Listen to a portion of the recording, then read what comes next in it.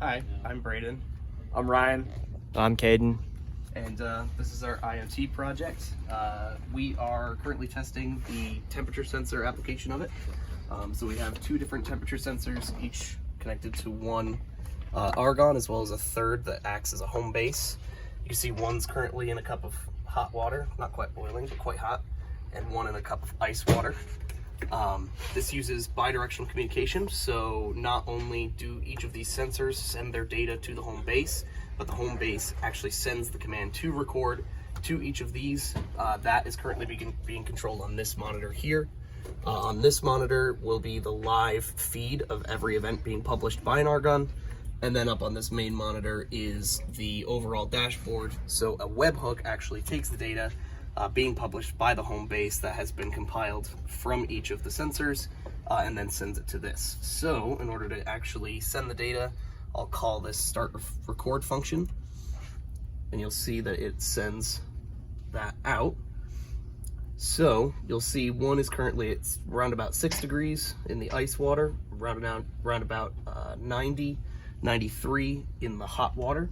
Actually go all the way down to 0 in the ice water. That is in degrees Celsius. So now what we'll do is swap them, and you'll get to see as it reads, it'll start to switch here.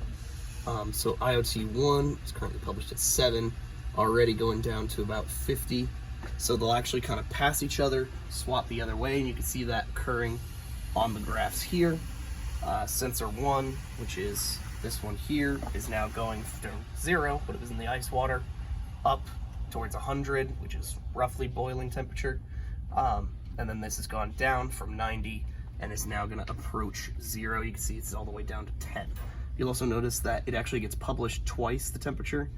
That is both the publishing from the sensor directly, but then the republish from the home base, which is connected to the webhook, which then sends it over to the Adafruit IO API. So that is everything as for the temperature application.